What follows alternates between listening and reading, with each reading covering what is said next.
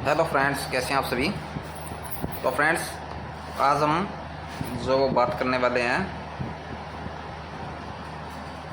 कि double bottom और double top पे जो आप बाय करते हो वो यहाँ कहीं कर रहे हो उसकी जो कि गलत है, और डबल टॉप पे आप जब यहाँ से प्राइस निकल जाता है तो आप सेल करते हो जो कि गलत है। तो ये चीज़ें यार आप ना एक अच्छे तरीके से समझो, ठीक है। आप यहाँ बाय करने की बजाय और यहाँ सेल करने की बजाय अगर आप सही जगह से बाय सेल करोगे तो आप टारगेट भी लोगे और आपको लॉस भी नहीं होगा, और स्टॉप लॉस भी आपका बिल्कुल छोटा रहने वाला है। तो इसी पे आज हम चर्चा करेंगे। लेकिन इससे पहले जो कि कल मैंने एक वीडियो बनाया था 1:15 की कैंडल का हाई लो ब्रेक होने पे आपको जो बाय सेल करना है उसके ऊपर, और वो वीडियो पूरा नहीं देखा है तो वीडियो पूरा देखें और उस पर प्रैक्टिस करें, ठीक है। तो उसका आज रिजल्ट दिखाने वाला हूँ मैं आपको, उसी पे आज आपको एक रिजल्ट दिखाना है मुझे। तो चलो 1:15 की कैंडल का आज का रिजल्ट देख लेते हैं, कितने पॉइंट मिले हमें। तो फ्रेंड्स, ऐसा है कि 1:15 की कैंडल जो है उस पर हम बात करने वाले थे, जो कि कल हमने वीडियो बनाया तो उसका आज आपको प्रूफ दिखाना था कि अपने को टारगेट आया या नहीं आया। तो आज पुट के अंदर 1:15 की कैंडल का हाई ब्रेक हो रखा है, ये हाई है और ये लो है, ठीक है। और यहाँ पे 1:15 की कैंडल का हाई ब्रेक हो रखा है, तो हम क्या करेंगे, हाई पे एक लाइन लगाएंगे जो कि 329 पे लगा दिया, ठीक है। अब इसका पास में रेसिस्टेंस है, वो टारगेट बनाना होता है हमें। तो पास में रेसिस्टेंस कौन सा है वो तो थोड़ा सा चेक कर लेते हैं। अब देखो, पास में जो रेसिस्टेंस है वो टारगेट रहेगा,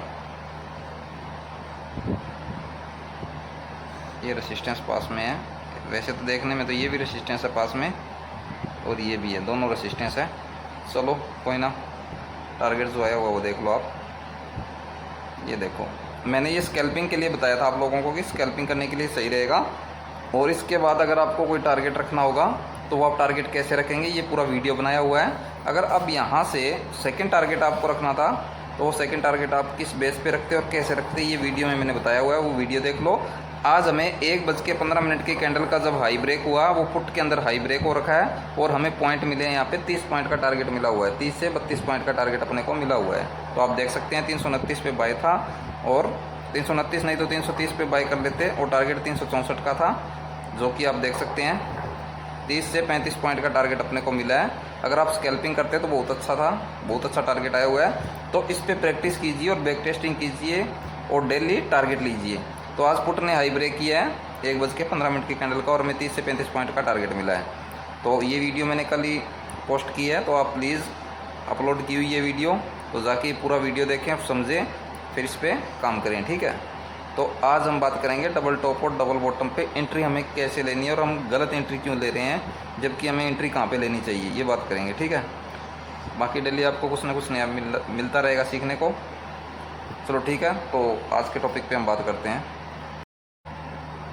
तो फ्रेंड्स, जैसा कि मैंने आपको बताया, आप बाय करते हो तो कैसे कर रहे हो। देखो कि प्राइस नीचे आया, फिर यहाँ से ऊपर गया, फिर यहाँ से डाउन आता है, ठीक है, फिर यहाँ से ऊपर जाता है प्राइस। तो आप लोग क्या करते हो, आप बाय करते हो यहाँ पे, ऐसा यूट्यूब में बता रखा है काफ़ी लोगों ने।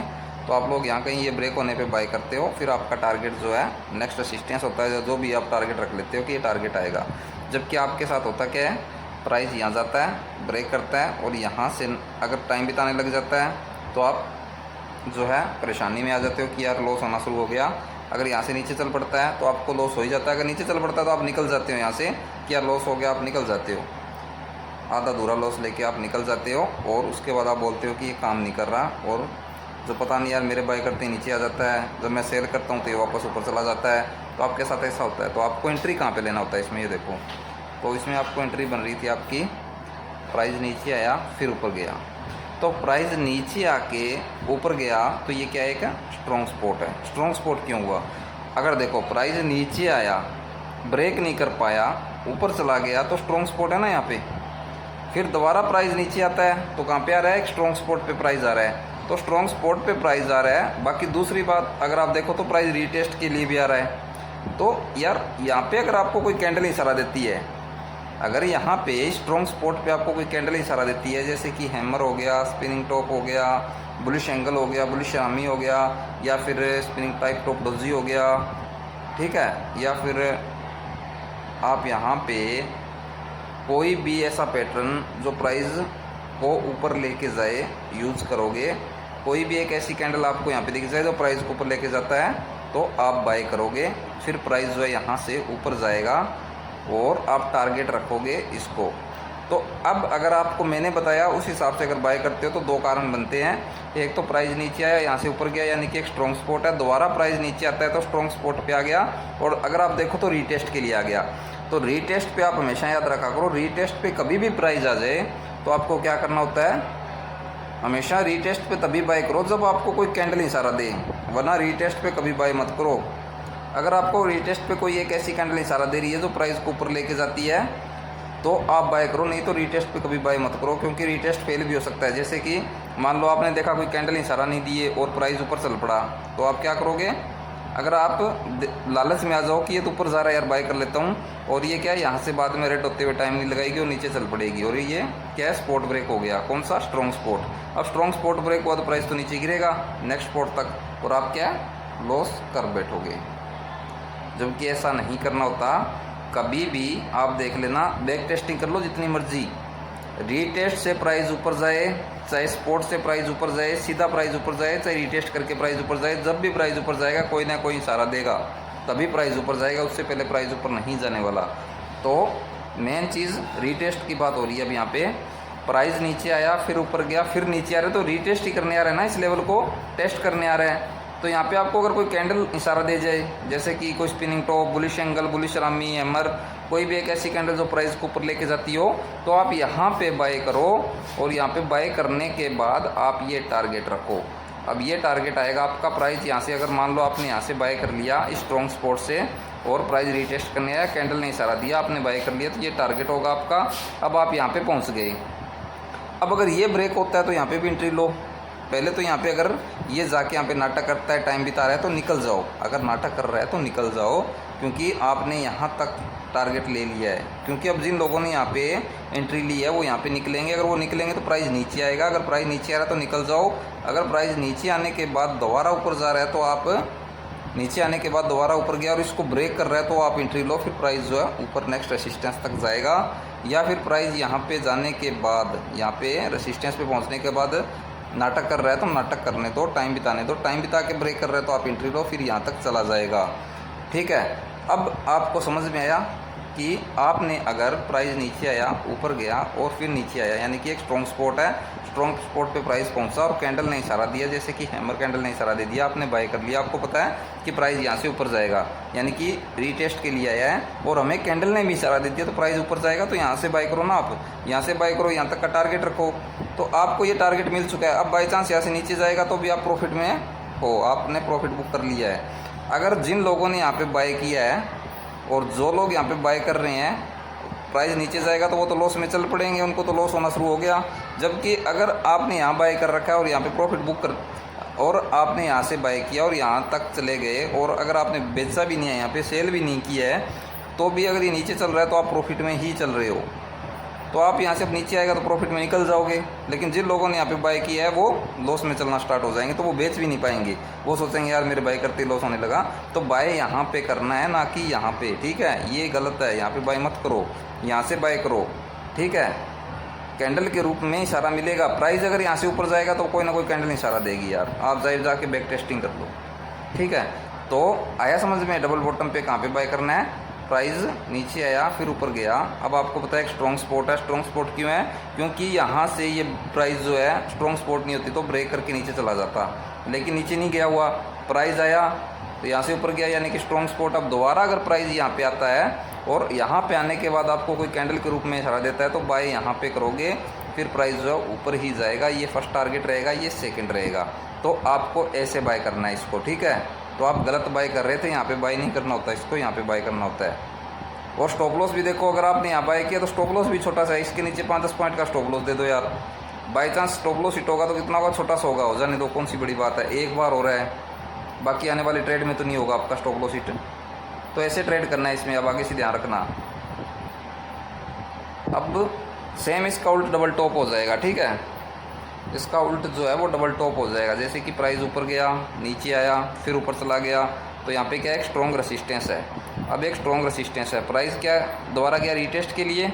कोई एक ऐसी कैंडल जो प्राइस को नीचे लेके आती है, जैसे कि इन्वर्टेड हैमर हो गया, स्पिनिंग टॉप हो गया, bearish engulfing, bearish Rami, inverted hammer type doji, जो भी कोई एक ऐसी कैंडल जो प्राइस को नीचे लेके आती है, अगर वो आपको रीटेस्ट पे इशारा दे दे तो आप यहाँ से सेल करके चलो या पुट बाय कर लो, प्राइस नीचे गिरेगा।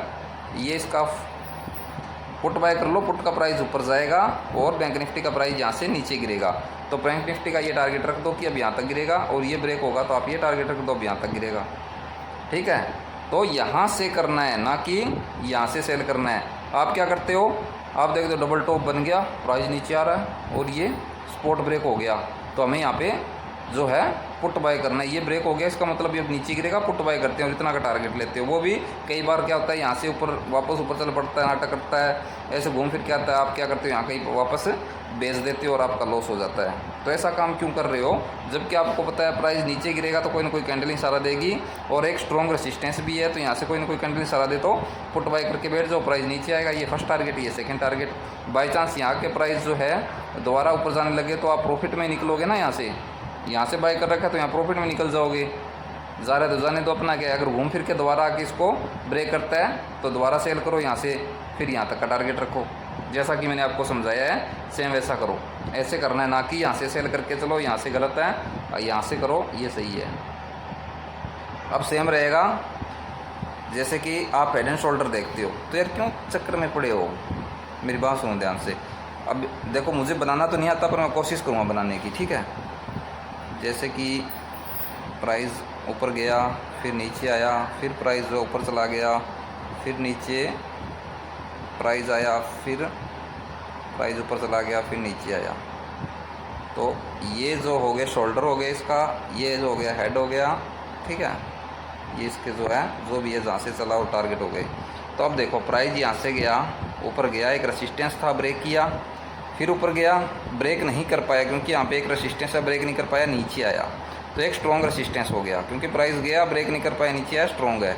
फिर प्राइस दोबारा यहाँ पे आया तो यहाँ पे एक स्पॉट है, तो ये स्पॉट ब्रेक नहीं कर पाया तो प्राइस यहाँ से ऊपर चला गया, तो अभी ये एक स्ट्रॉन्ग स्पॉट है, ठीक है। प्राइस ऊपर गया, अब एक प्राइस तो दोबारा एक स्ट्रॉन्ग रेसिस्टेंस पे पहुँच गया, तो अब ये अगर स्ट्रॉन्ग रेसिस्टेंस ब्रेक होता है तो आप यहाँ बाय करोगे। तो यहाँ पे स्ट्रॉन्ग रेसिस्टेंस ब्रेक को आपने बाय किया और इस रेसिस्टेंस तक चला गया। अब इस रेसिस्टेंस पे जाने के बाद आपका टारगेट आ गया, आप निकल गए और यहाँ से कोई ना कोई कैंडल ने इशारा दिया, प्राइस गिरना शुरू हुआ, कैंडल ने इशारा दिया, प्राइस नीचे गिरना शुरू हुआ, नीचे आया, तो आप समझ गए कि एक स्ट्रॉन्ग स्पॉट है। क्यों है, क्योंकि पहले एक स्ट्रॉन्ग रेसिस्टेंस था, तो यहाँ पे एक स्ट्रॉन्ग स्पॉट है। अगर ये ब्रेक होगी तो प्राइस नीचे गिरेगा, फिर ये ब्रेक हुआ, प्राइस नीचे गिरा, फिर आप समझ गए कि एक स्ट्रॉन्ग स्पॉट तक गिरेगा। यहाँ पे एक स्ट्रॉन्ग स्पॉट है क्योंकि प्राइस यहाँ से आके दोबारा ऐसे गया हुआ, एक स्ट्रॉन्ग स्पॉट है, ठीक है। तो अब यहाँ तक गिरेगा, अब यहाँ गिरा और यहाँ आने के बाद फिर एक कैंडल ने इशारा दिया। क्यों, क्योंकि यहाँ पे एक स्ट्रॉन्ग स्पॉट है, प्राइस नीचे आया फिर ऊपर गया हुआ, यानी कि एक स्ट्रॉन्ग स्पॉट है। तो यहाँ पे आके अगर कोई कैंडल इशारा दे रही है तो आप यहाँ पे बाय करोगे, फिर आपका टारगेट क्या रहेगा, ये वाला रेसिस्टेंस। क्यों, क्योंकि एक स्ट्रॉन्ग रेसिस्टेंस है। यहाँ से प्राइस ऊपर गया, ये रेसिस्टेंस आपका टारगेट रह गया। अब ये रेसिस्टेंस आपका टारगेट है, स्ट्रॉन्ग रेसिस्टेंस है। अगर ब्रेक होगा तो ऊपर की सोचूंगा ये, अगर ब्रेक नहीं हुआ और कोई कैंडल यहाँ पे इशारा दे रही है प्राइस के नीचे गिरने का, अगर कोई कैंडल प्राइस के नीचे गिरने का इशारा दे रही है तो मैं यहाँ से सेल करके चलूँगा, इसको नीचे का टारगेट रखूँगा। तो यहाँ से कैंडल ने इशारा दिया स्ट्रॉन्ग रेसिस्टेंस से, प्राइस नीचे गिरना शुरू हुआ, स्पॉट पे पहुँचा और यहाँ से भी प्राइस ने एक स्ट्रॉन्ग स्पॉट ब्रेक की, फिर मैंने नीचे का सोचा और अपना डाउन साइड का टारगेट आ गया। तो आप यार एक स्ट्रॉन्ग स्पॉट रेसिस्टेंस के हिसाब से इसको सोचो, समझो, देखो। हेड एंड शोल्डर के हिसाब से अगर आप देखोगे, सोचोगे तो आप कन्फ्यूज़ हो जाओगे, आपको समझ में नहीं आएगा कि हो क्या रहा है मेरे साथ, ठीक है। तो आप इतने आगे मत जाओ, इतने एडवांस मत जाओ, ठीक है। एक स्ट्रॉन्ग स्पॉट रेसिस्टेंस के हिसाब से जैसे मैंने समझाया, आप समझ के देखो, आपको आ जाएगा, बहुत आसान चीज़ है। ये देखो, जैसे जैसे स्पॉट रेसिस्टेंस ब्रेक होते गए और एक स्ट्रॉन्ग रेसिस्टेंस बनता गया, स्ट्रॉन्ग स्पॉट बनता गया, ब्रेक हुआ, टारगेट लिया, एक कैंडल ने स्ट्रॉन्ग रेसिस्टेंस से इशारा दिया, प्राइस नीचे गिरेगा, स्पॉट ब्रेक हुआ, स्ट्रॉन्ग स्पॉट ब्रेक होने के बाद फिर प्राइस नीचे गिरेगा, फिर एक स्ट्रॉन्ग स्पॉट आया, यहाँ पे आके कैंडल ने इशारा दिया कि प्राइस ऊपर जाएगा, फिर यहाँ से ऊपर चल पड़ा, फिर स्ट्रॉन्ग रेसिस्टेंस के पास पहुँचा, यहाँ से किसी कैंडल ने इशारा दिया प्राइस के नीचे जाने का, क्योंकि जब भी प्राइस नीचे गिरता है इशारा देगा, जब भी प्राइस ऊपर जाता है इशारा देगा, चाहे वो कोई भी कैंडल बना के इशारा दे, चाहे बुलिश एंगल, बुलिश रामी, चाहे स्पिनिंग टॉप, चाहे inverted hammer, bearish engulfing, bearish Rami, नीचे गिरेगा तो कोई कैंडल इशारा देगी, ऊपर जाएगी तो कोई कैंडल इशारा देगी। अब एक स्ट्रॉन्ग स्पॉट पे कोई कैंडल इशारा दे रही है तो प्राइस ऊपर जाएगा, स्ट्रॉन्ग रेसिस्टेंस से कोई कैंडल प्राइस नीचे गिरने का इशारा दे रही है, नीचे गिरेगा। अगर ये स्ट्रॉन्ग रेसिस्टेंस ब्रेक हो रहा है तो प्राइस ऊपर जाएगा, स्ट्रॉन्ग सपोर्ट ब्रेक हो रहा है तो प्राइस नीचे गिरेगा। तो क्यों चक्कर में पड़े हो यार, ठीक है। ज़्यादा दिमाग से ये जो जाल बना रखे ना दिमाग से, ये निकाल लो और इसको आसान तरीके से समझने की कोशिश करो। आप आसान तरीके से समझो, आ जाएगा आपको, ठीक है। बाकी आपकी मर्ज़ी है, जैसा आपको अच्छा लगे वैसा करो, ठीक है। मेरा समझाने का फ़र्ज़ है, जैसा मैं देखता हूँ वैसा समझाने की कोशिश कर रहा हूँ। अगर अच्छा लगे तो यूज़ करना, अगर अच्छा ना लगे तो छोड़ देना इसको, ठीक है। वो आपके दिमाग की बात है, आप कैसा करते हो। लेकिन हमेशा याद रखना, जब भी प्राइस रीटेस्ट करने आएगा, कोई भी स्पॉट पे आता है रीटेस्ट करने आता है, वहाँ पे एक चीज़ का ध्यान रख लेना कि जब भी प्राइस रीटेस्ट करेगा कोई ना कोई कैंडल के रूप में इशारा देगा, फिर प्राइस ऊपर जाएगा, नहीं तो ऊपर नहीं जाने वाला। थोड़ा बहुत ऊपर जाके रीटेस्ट फेल हो सकता है। आप जाके बैक टेस्टिंग कर लो, जितनी चीज़ मैंने आपको बताई है उन पे आप बैक टेस्टिंग करो, जाके पहले बैक टेस्टिंग करो, फिर उस पर पेपर ट्रेड करो, ठीक है। अच्छे से उसको देखो, समझो, फिर ट्रेड करो। अगर आपको लगे कि हाँ सही है, मैं कर लूँगा और मुझे समझ में भी आ रहा है और मुझे अच्छा भी लग रहा है, मैं इसको पकड़ पाया हूँ, तो आप करो यार, नहीं तो मत करना, इसको छोड़ दो, ठीक है। लेकिन जो चीज़ बताई है नेचुरल है, बिल्कुल समझ में आने वाली चीज़ है, मार्केट की भाषा है, समझोगे तो आ जाएगी। तो ये दो चीज़ बता दी। सेम ऐसा फ्लैग का रहने वाला है, जैसे मान के चलो यहाँ से कैंडल बनाता हुआ प्राइस ऐसे ऐसे ऊपर जा रहा है, फिर यहाँ जाके जो क्या है टाइम बिताने लग गया कि ये कैंडल बन गई, फिर ऊपर नीचे ऐसे बनने लग गया। तो आप क्या करते हो, कि ऐसे झंडा बना देते हो कि ये फ्लैग बन गया। अब जो है प्राइस जो है इसको ब्रेक कर दिया तो ऊपर भागेगा, नीचे कर दिया नीचे भागेगा। जबकि क्या होता है, इसको आप समझो, ठीक है। प्राइस ऊपर गया, एक रेसिस्टेंस है, ब्रेक नहीं कर पाया, सपोर्ट है, ब्रेक नहीं कर पा रहा है, यानी कि एक स्ट्रॉन्ग सपोर्ट रेसिस्टेंस के बीच में खेल रहा है। एक दायरा बॉक्स बना दिया इसने। अब अगर ये बॉक्स ऊपर साइड ब्रेक करेगा, फिर प्राइस थोड़ा बहुत नीचे आएगा और रीटेस्ट कर रहा है। रीटेस्ट पे अगर कोई कैंडल ऐसा कैंडल बन जाए जो प्राइस को ऊपर लेके जाए, इशारा दे रही है, तो प्राइस यहाँ से ऊपर चला जाएगा। फिर नीचे साइड ब्रेक कर रहा है, रीटेस्ट करेगा। अगर कोई ऐसी कैंडल जो प्राइस को नीचे लेके जाए, यहाँ पे रेसिस्टेंस पे कोई इशारा दे देगी, प्राइस नीचे गिर जाएगा। तो ये बॉक्स जिस साइड ब्रेक होगा उस साइड प्राइस ही जाएगा, ठीक है। लेकिन बॉक्स कभी भी ब्रेक होता है तो इस चीज़ का ध्यान रखा करो कि मान के चलो यहाँ से प्राइस ऊपर गया, फिर यहाँ पे टाइम बिताने लगा और आपने फ्लैग बना दिया कि यार ये है, और आप एक ऐसे चक्कर में मत पड़ो कि ऊपर ब्रेक करेगा और ऊपर ही जाएगा, बाय करके मत बैठो। इसको समझो कि यहाँ से ब्रेक किया, एक स्ट्रॉन्ग रेसिस्टेंस पे गया, ब्रेक नहीं कर पाया, स्ट्रॉन्ग सपोर्ट, यानी कि ये खेल रहा है यहाँ पे। अब अगर ये यहीं से सीधा ब्रेक कर देता है तो फेक ब्रेकआउट है। अगर यहीं से ऊपर से आके सीधा down breaker, fake break down है, ठीक है, ठीक है। इसको समझो कि प्राइस जो है बार बार इस बॉक्स में घूम रहा है। अगर ऊपर जाना होगा तो या तो यहाँ पे टाइम बिता के ब्रेक करेगा, या फिर छोटा लो बना के इसको ब्रेक करेगा। तो समझ जाओ वो प्राइस यहाँ ऊपर की साइड जाने वाला है, ठीक है, फिर ऊपर की साइड जाने वाला है। अगर आपको लगे नहीं प्राइस तो जो है यहाँ पे बार बार ऊपर गया नीचे क्या कर रहा है, और यहाँ नीचे आने के बाद अगर यहीं से सीधा ब्रेक डाउन देगा तो वो तो फेक होगा। प्राइस यहाँ पे आया, एक छोटा हाई बनाया, छोटा हाई बना के यहाँ से ब्रेक डाउन दे रहा है तो सही है, प्राइस नीचे गिरेगा, यहाँ से ऐसे करके नीचे गिर जाएगा।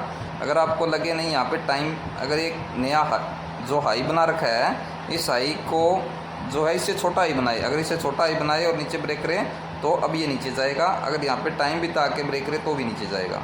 तो सेम ऐसा करे तो ये नीचे चला जाएगा, सेम ऐसा करे तो ये ऊपर चला जाएगा।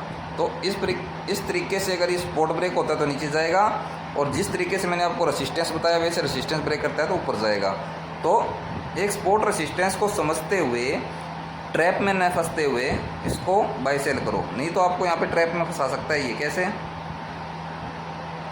आपने देखा कि टाइम बिता रहा है और यहीं से आके सीधा ब्रेकआउट दे दे, तो आप क्या बोलोगे, बॉक्स ब्रेक हो गया, प्राइस तो ऊपर ही जाएगा। या फिर यहाँ से सीधा इसने हाई बनाया, बार बार यहाँ पे हाई लो बना रहा है और यहीं से सीधा आके नीचे ब्रेक डाउन दे दे, आप बोलोगे ब्रेक डाउन हो गया तो नीचे भागेगा, फ्लैग बना हुआ है। जबकि ऐसा नहीं होने वाला, यहाँ कहीं जाके दोबारा ऊपर चला जाएगा।